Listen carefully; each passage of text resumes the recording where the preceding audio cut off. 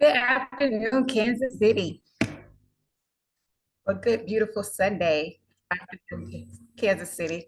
I'm sorry about that. I am sitting right here in front of my patio and I am trying to get the sun out of my face and hope that the glare is not showing up on this Zoom as well. So please be patient with me. I think that did it. Okay, all right, now let's start this over again. Good afternoon, everyone, and welcome to KUAW Radio, and welcome to Up Close and Cultural with Dr. Karasay.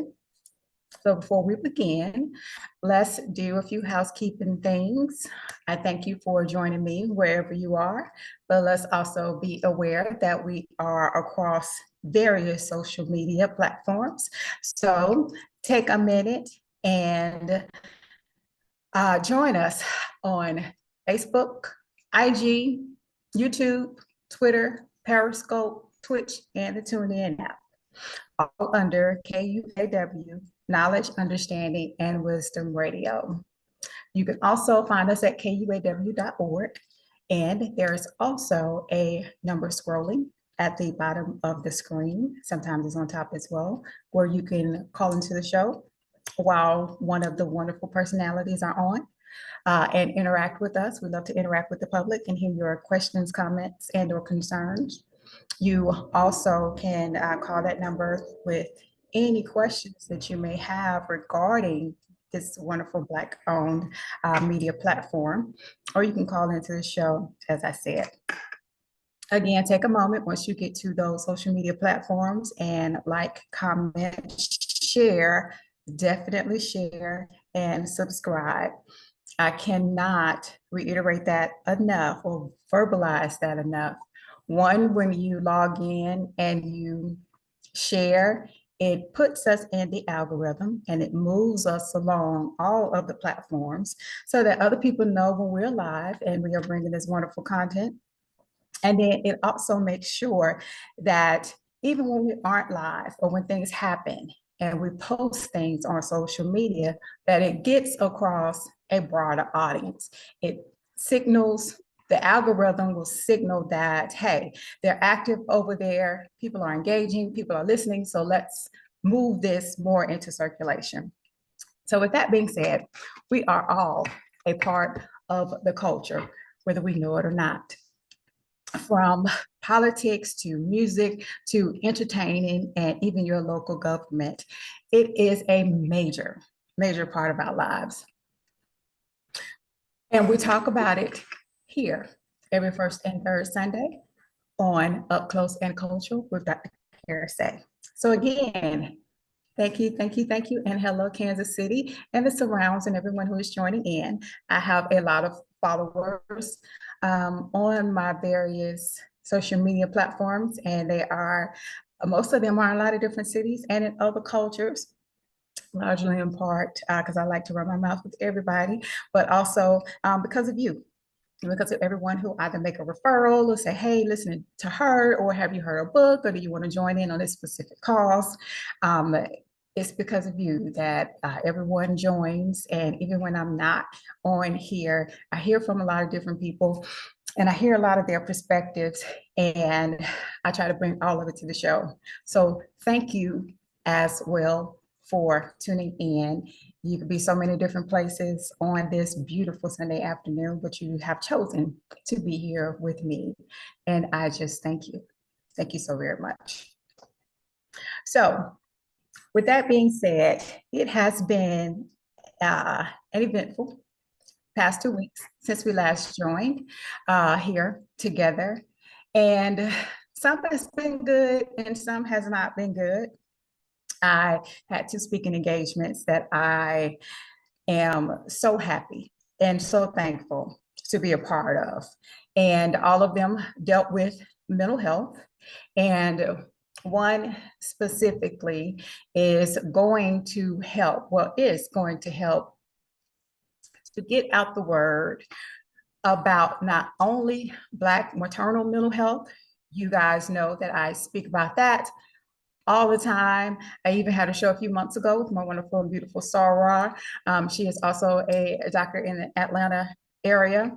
but I did a show with Dr. Stephanie Jackson, and we spoke about maternal mental health.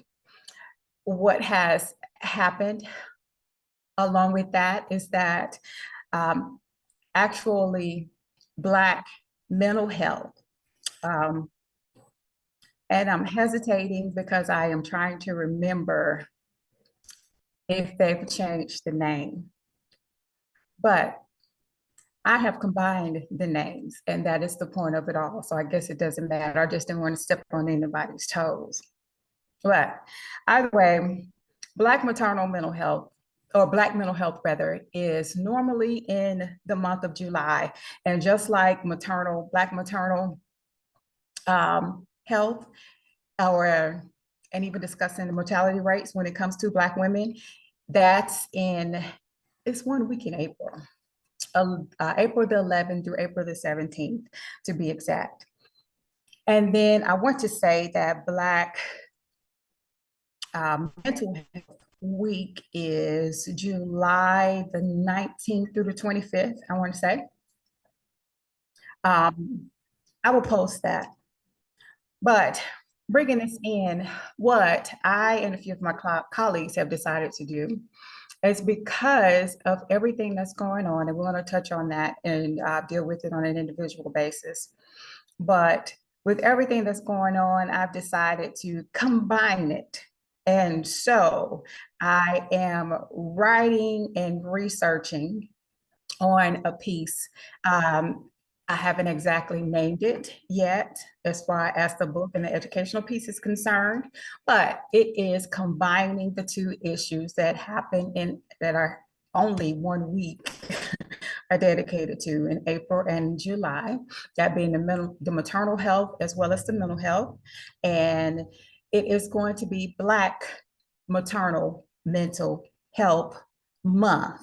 And I am just going to co-opt and just take the entire month of May and discuss the how one impacts the other, and more so how Black maternal or Black mental health definitely plays a part in Black maternal health, and the disparities that we encounter, as well as how even statistically, even though this is getting out more and more, that it has not changed.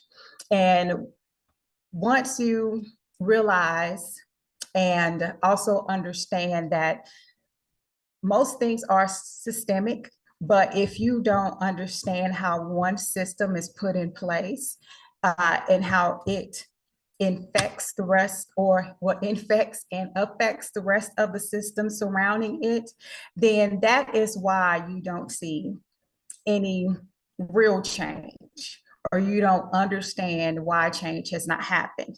And that is what we have been researching a lot over the past, I would say the past couple of years. Because even with the Bronze Alert, and I know you guys know that, but that's the system that I came up with, and that's tailored towards the Amber Alert system for to address also the disparities and the uptick in numbers when it comes to missing Black women and youth as well, and how they are underreported or not reported, and then how there is a significant difference when it comes to our culture and other cultures, in how and what that plays a part in how it is reported. And I will get back to that in a minute, because I've noticed that that has not changed. But this is more than just a movement. It is about becoming part of the system. And I thank Governor Kelly and Senator Holshers, Senator Haley, Senator Foster. There are just so many people in Kansas who have supported, even on the Missouri side as well. You guys know that KC Defender, we have our own section. And I want to say this, KC Defender is Kansas City and Missouri. It is all of the Kansas City metro area and surrounds. We include everyone, even though a lot of the work is done over on Missouri side. We're doing better. I'm not going to make any excuses. We are doing better about and going to do better about making what happens with the KC defender more visible over on the Kansas side as well. But back to my point, the defender is also working on that piece too to shed a light on the same issues regarding missing women, Black women, and children. But back to the point of combining the Black maternal and mental health piece, especially and definitely homing in on Black women and pregnancies, is that the two issues are similar, one affects the other, and you cannot address the maternal mortality rates unless you also address the mental health rates. And I want to say, I say that also because just last Saturday, the Black Leadership Council, as well as and also Stacey Nell. Stacey Nell is running for senator for District 23. And she, right now, you know that Stacey Nell is also pretty much the right-hand lady to Governor Kelly, but she is the director of the African American Affairs Commission. And so I also want to just thank her for promoting the Bonds Alert and from day one, you know, and being able to be present and voice the concerns that I have. And when I say when I go before, I bring my concerns, but I also bring the concerns of others who just email or message me or send me their stories. And particularly what happened last week was the seminar that was at KCK Community College, and it was excellent. It was excellent. For one, I want to thank also Dr. Tracy. It is amazing how I feel as though, you know, God just puts you in places where you just never know what's going to happen if you just be obedient.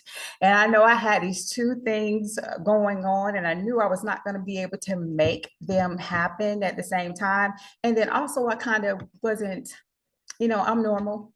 I have my moments, you know, and so I was like, I don't know if I want to go, because it was just also a lot of things that was weighing heavy. But I was like, but there's also the option that you can do virtually, or you could do to be there in person. But either way, Dr. Tracy Johnson, I didn't know, I saw the name at first, but then it didn't register to me who she was. And I know that Tracy Johnson, she left the Kansas City area for a little bit a few years ago. And I remember that I met her when I was looking for a Black OBGYN when I was pregnant with my daughter.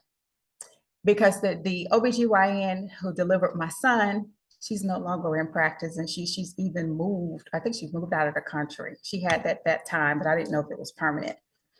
And I just fell in love with Dr. Tracy. The very first moment that I met her, and also my daughter's father, he fell in love with her too. She was down to earth, and she was knowledgeable, and being up there, you know, I was 42, I was to give birth to my daughter.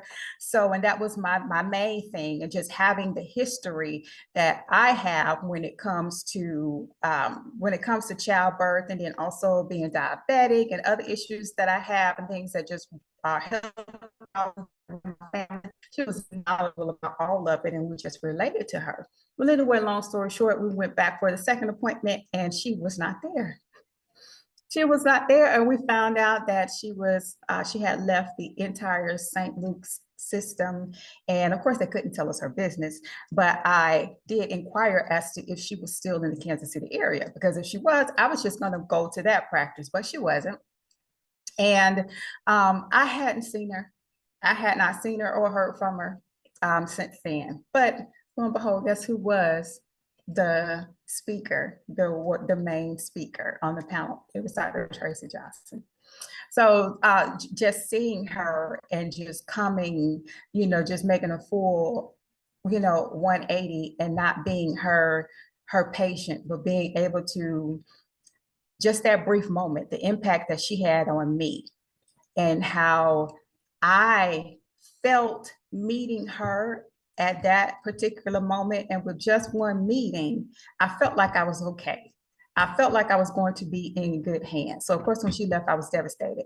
But again, bringing that into what that did for my mood and what that did for my mental health, standing in front of her and being pregnant and being vulnerable, knowing that I specialize in mental health, I could not, I know how to take care of myself, but again, I'm not an OBGYN. I don't know anything about delivering babies except for what I've learned since then, but it is nothing compared to what these physicians do. They take care of pregnant women and of course in delivering babies.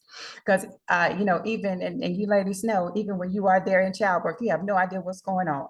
You're either in pain or you're in the moment, but still all of the medical things that transpire, we don't know anything about that. So definitely hats off to the doctors, and we have to leave those things to those doctors. And that is a very, very vulnerable situation. And one thing medically that you will learn across the board is that a woman giving birth to a child is the closest thing that a living person can experience to death. Your body is completely open, and anything that enters the body can alter the body in any way. It's your blood flow and your heart rate. Anything that can happen in an instant can take you up out of here. So just knowing that part right there should certainly let you know how important. It's more than just bringing a child into the world, which is the most amazing thing that can ever happen. But when a woman puts herself in that position for that to happen, you are certainly putting your life on the line, to be honest. But to have that moment and to think about what was going on at the seminar that was at KTK last week, and what has transpired just up and since I met her just definitely lets me know that I feel as though I have been on the path, even though it has gotten really, really daunting sometimes, that I feel like I've been obedient and that I have been doing the things that God has put in place for me to do, because I met with her physician to physician. And I also had that experience of just being a mom and being vulnerable and meeting her. And then sitting there, and we were able to talk on a different level and then bring her into what it is that I'm trying to do, or what I am going to do. I'm not even saying trying to do. So with that being said, who also was there was and I called him Mr. Anderson. When I tell you I cried off my lashes and everything because it was such a great seminar. But Mr. Anderson is the husband of Chrissy, or Crystal Anderson, who was the cheerleader with the Kansas City Chiefs, who passed a few weeks ago, right after she had given birth to their daughter Charlotte. They named her. The news doesn't mention that, and I didn't know that until actually speaking with Mr. Anderson last weekend. But they named her Charlotte. But he was there. Another big reason why I was crying and just hearing his story, because he not only lost his wife, but he was just coming off the heels of losing his daughter Charlotte as well. And I'm going to come back to that. But there were other women who were there who shared stories, and they were talking about how the introduction to their doctors and just being there with their doctors, and even these are doctors that they've had for years, how they did not have a connection with them, how it was so I don't want to say cold, but impersonal. And even the women who had tragic stories, it it was what was very alarming and very concerning for me is that the women felt as though or didn't even realize that they can be more proactive and that they should be more proactive in their care. They felt as though they could not ask questions of their OBGYN or anyone, the nurses or anyone there. And they felt as though they felt they weren't qualified to, or couldn't even verbalize the questions that they needed to ask. So, and it was really disheartening listening to that. And I know talking to Dr. Tracy that first time, I didn't feel like that. I'm not that in that space anyway. If that's something I want to know, I want to ask. I'm going to ask, and I'm going to ask until I feel comfortable with the answer. And then I'm going to go and find somebody else and ask them the same question and do my own research until I figure this thing out.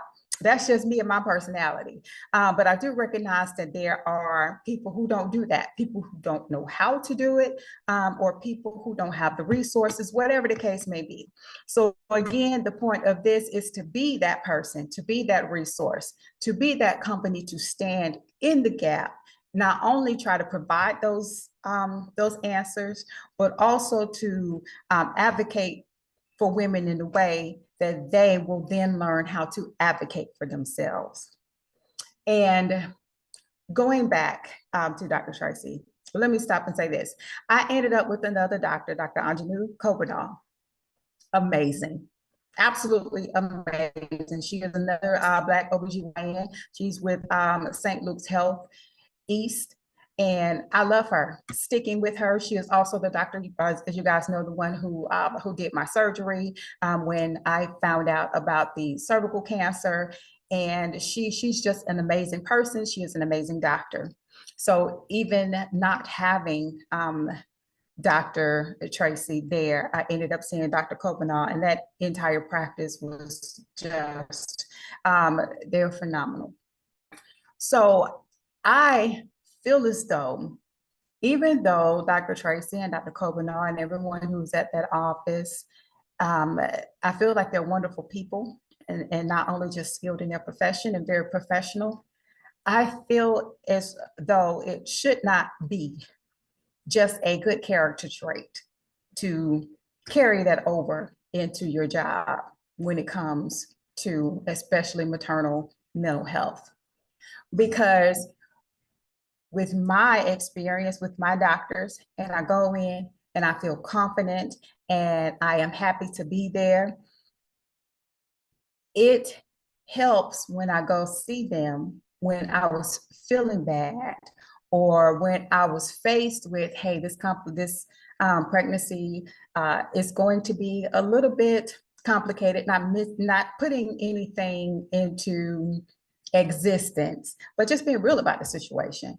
And then realizing that when you know that the people that you're going to see are going to treat you like a human being, who are going to act like they actually care about the health of you and your baby, even when you are also at the same time experiencing the anxiety and the issues of being pregnant, and then the issues of your personal life, the issues of work, the issues of finances, the issues of already having other children at home and possibly being away from them, because now you have to concentrate on having a baby, what that's going to do for your future, whatever the case may be.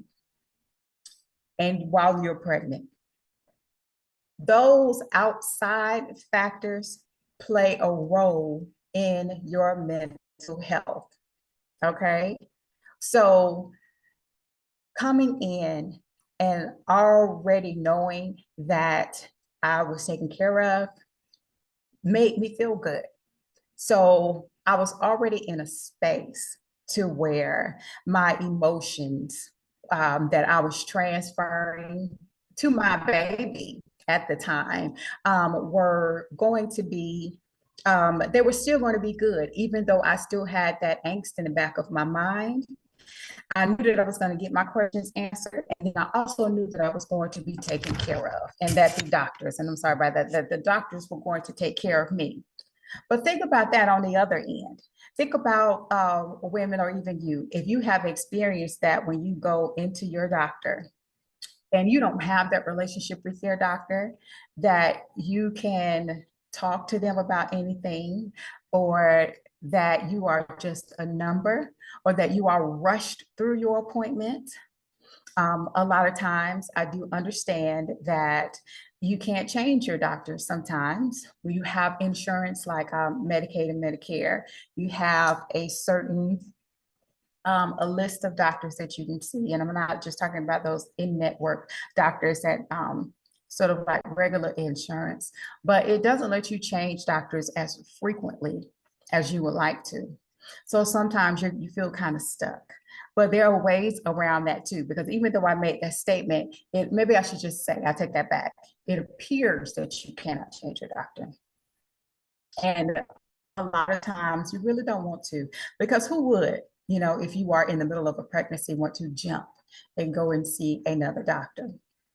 The point being, if you have those feelings after you have gone to your doctor and expressed those feelings to your doctor, and you all have not been able to figure out a way to make that work, if there's been a bad experience, a very, very negative experience to where the integrity care that you have received has not been right, you just have not received the care, then you need to report those things to the insurance company, to the hospital, whoever it is.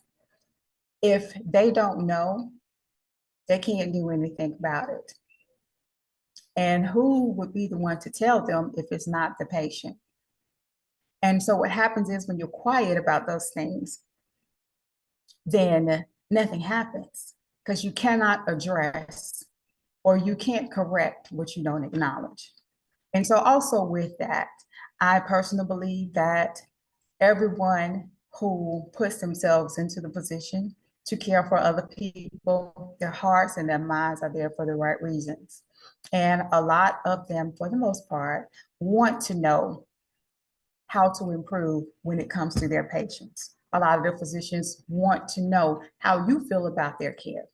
It is still a profession built off of referrals as well.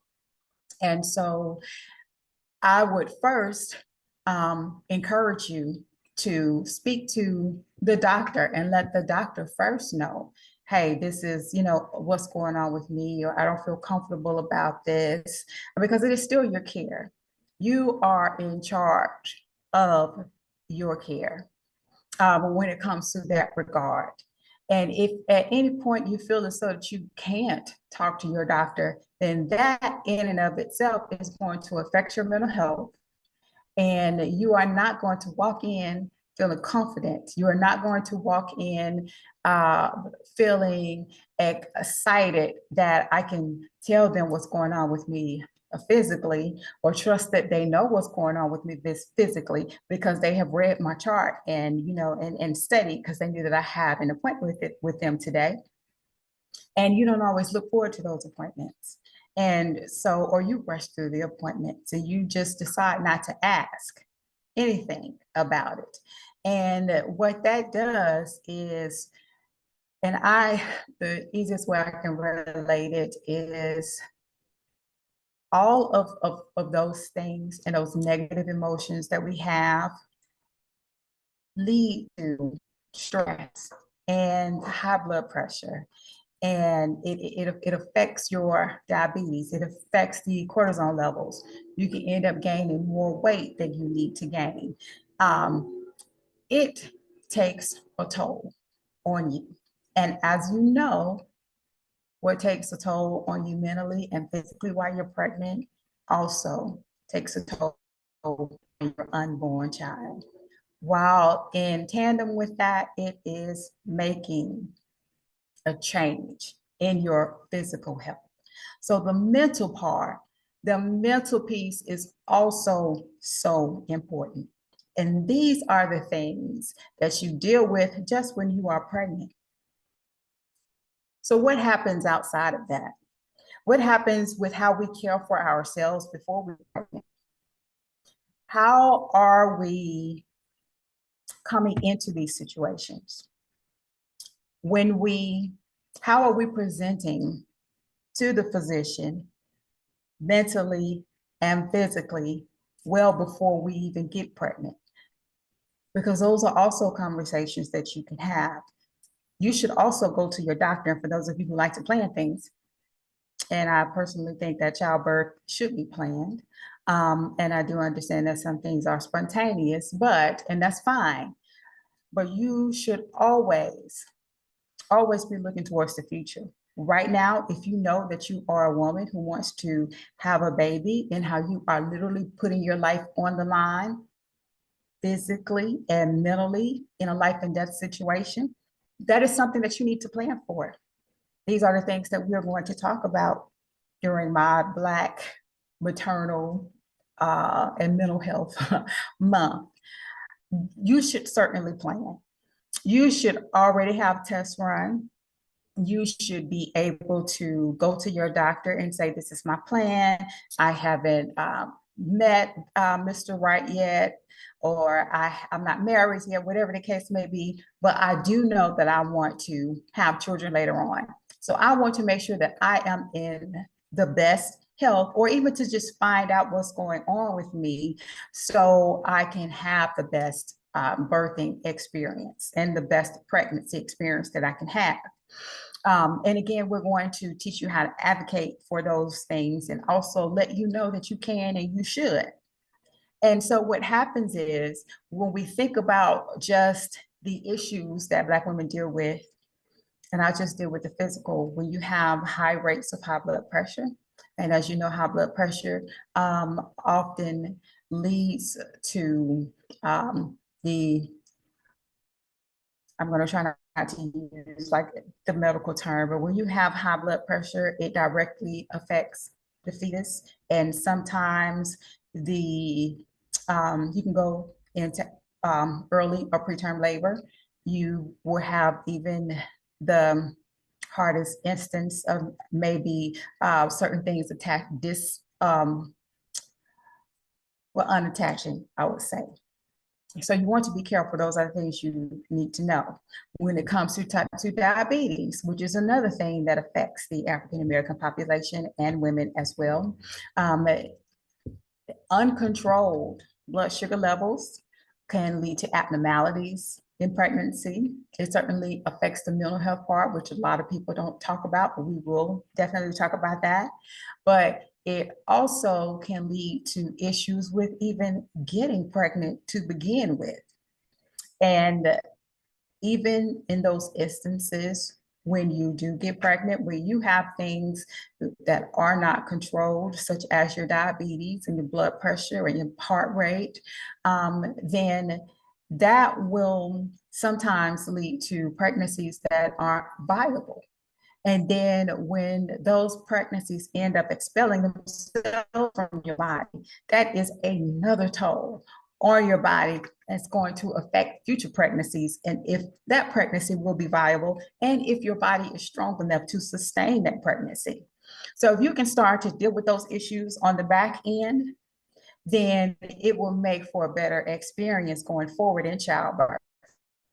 And because what happens is, and what we're seeing is, these numbers are not changing when it comes to maternal health and the mortality rates, because these two issues are not meshing, and you don't understand the correlation between the two, none of them being studied, because it's more than just being aware. Then when things such as Crystal, that happened with Crystal, women who are in tip-top physical shape, who have all of the things that one would say would lead to a quote unquote normal or healthy pregnancy. You're in a good marriage, and you have your job, you're financially stable, and you're doing everything right, but then all of a sudden there's an issue with the baby, which is just disheartening in itself, because we understand that those things can happen. But for a mother so young, and again, having all of those positive things behind her, to all of a sudden pass in childbirth, which is the issue with a lot of women, we're like, why? How? She was healthy. What happened? So it is more than awareness. It is more than just acknowledging it. It is going to take more than just a week of throwing it out there and talking about all of these tragedies. If you are not going to back that up and back these stories up with action, it makes no sense to come to the table every single year with the same issues and there is no resolution. And of course, it is not going to happen if there isn't any action behind it. And that's what we're stepping in. It is to throw the information out there, and it is to let the community know how everything that has happened to you or is happening to you up until this point absolutely and certainly affects your pregnancy. So when you have Black women specifically, which is what we're talking about, who have to either deal with things in the legal system, have to deal with the unjust treatment, or we have to be here, especially in areas like Kansas City, and you have to deal with issues behind the police. You have to deal with issues like, as I was saying, in the judicial system, who actually cause harm to families. And I would say, definitely in particular, that Diane O'Hara and Cheryl Page Roberts, they are trash. They need to come up off the bench, and they do not need to be at any point. And that attorney Robert, what is his name? Robert Gordon, he does not need to be anybody's guardian ad litem. And then you have also the situation going on in St. Louis, which is also directly related here, where they're being investigated for child trafficking, and Kansas City has its own issues with that as well. And then you have to think about how women are going missing. And then when we do give birth to children, how they are not cared for, how we have to be concerned, and we should not be afraid that when our sons present themselves to the police for whatever reason, that they may not make it home. So when you have to deal with all of those things systemically, and there's that pressure behind all of it, and then you are faced with a pregnancy of bringing more children into the world where you have not dealt with those things in the background, then it certainly affects it. Everyone deals with things in their own way and their own matter and time. But when it comes to certain issues, we have to understand the intersection between it all. Black women have to understand the intersection of what they deal with systemically, financially, how they even show up in the world, and how that can transfer into what happens to you in the hospitals. Because what happens is, and another big complaint that we heard about, is that even when it's not the physician care isn't there. And that's a historical thing. Me being a native of Tuskegee, Alabama, I have relatives who were part of the Tuskegee experiment. And so I've always been aware that when it comes to my health and when it comes to medicine, that I need to ask and I need to be vocal. But then also in dealing with that, if you study your history, a lot of the experiments that happened with childbirth, even with they call that man the father of gynecology, but he had his hospital in Montgomery, Alabama, which is it's the capital city, but it's just 30 minutes down the road from Tuskegee. And what happened was there were slaves that were taken from the surrounding areas and that he experimented on. And this was back in the day where you just went to school and you didn't even have to have a license to practice. But when it comes to to what happens now with your OBGYN care, the forceps that they use, even when it comes to you just getting your annual pap smear, all of the tools that they use, he invented basically. And I just to give you an example, but the forceps that they use to when you have your annual exam or your annual pap smear, he actually invented those. He started out with just a spoons that he would use and that he would carve into a way where they could actually enter the woman. And that is how he was able to get the information that he had. But going back to the point, because he experimented on slaves, he did it without anesthesia and he did it without any sort of pain medication or anything. These women endured all kinds of pain and all kinds of horror behind it. And for other reasons that I'm not even going to talk about right now, but it was also because of the misconception that Black women don't experience pain on the same level that white women experience or women of other races experience it. And so that is still an issue today. So whenever we are in the hospital and we say this hurts or that hurts, then we aren't taken seriously. And the doctors or the nurses take their time to come in and give us pain medication. And that's if they show up at all. And that is a systemic issue.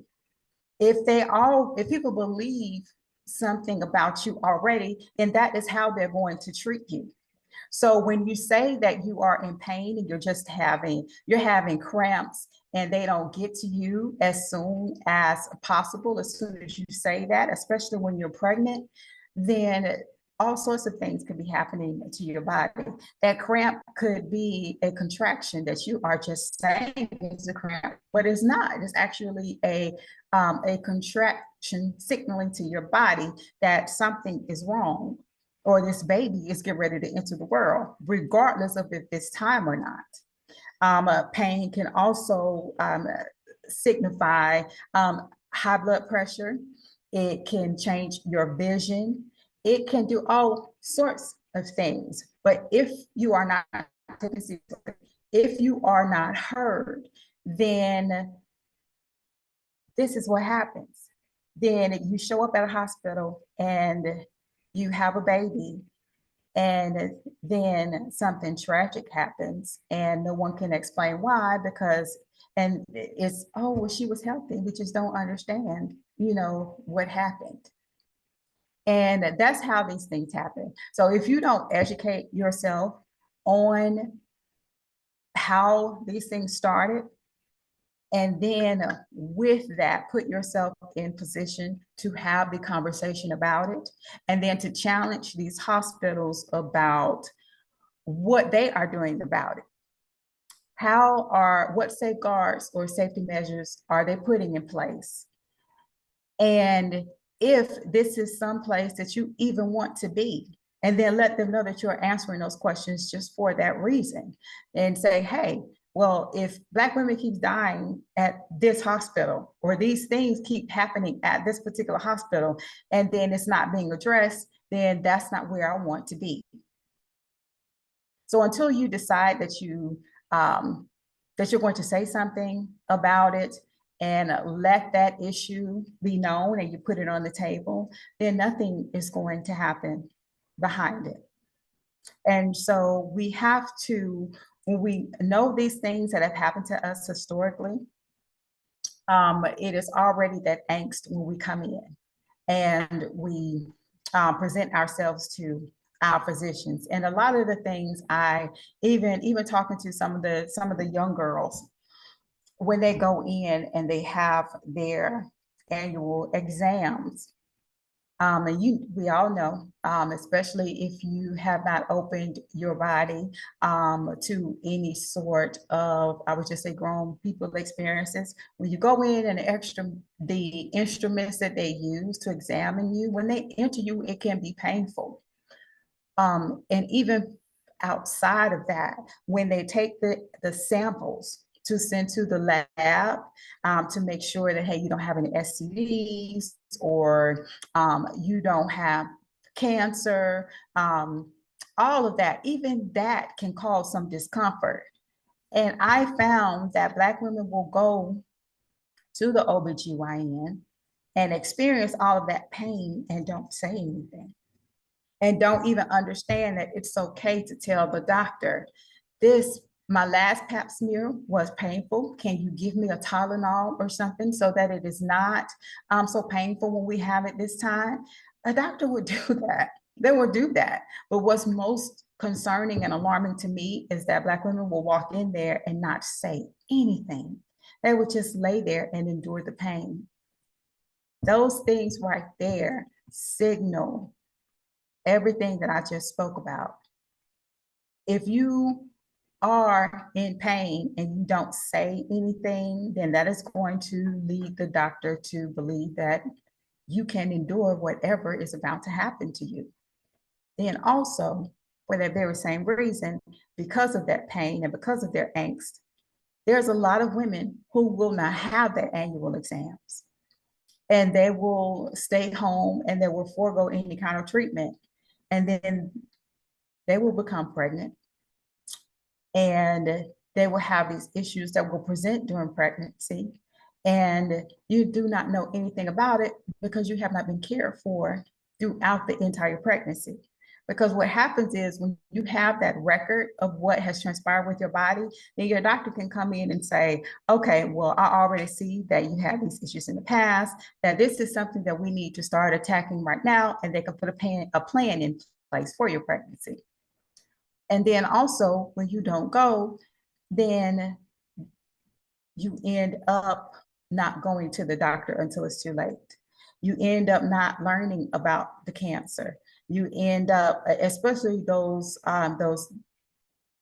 types of cancer, such as cervical cancer, that can be so devastating that if you don't catch it at stage 1, then that's it. That's it, and that's all. But if you go later on, and a lot of things are asymptomatic and you don't realize that it's happening to you at that moment until it gets too late. And you show up to the hospital and they tell you that you have stage 3 breast cancer. Or that, and then when it deals with breast cancer, if you know that you have a history of that, then go to the doctor. And because the BRCA gene, the BRCA is BRCA, the 1 and 2, those genes that they can test for let you know if you are prone to breast cancer. There's other tests that you can have to let you know if you are prone to any sorts of cancer. But if you are not going to the doctor and try to head those things off for whatever the reason, then the doctors are unaware of it. And you are not giving yourself a chance to mitigate those issues right from the beginning.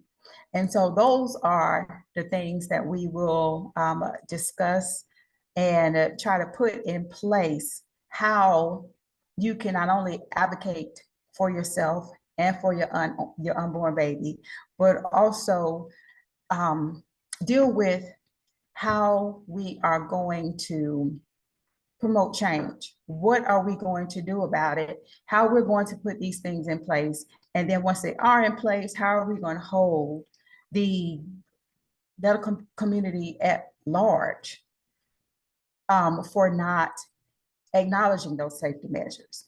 And then also, you know, in the first instance, I want Black women to be able to care for themselves. I will always put the onus back on us to make sure that we are doing everything that we can to make sure that we are healed, that we are here, that we are healthy, that we're whole, and that we are heard.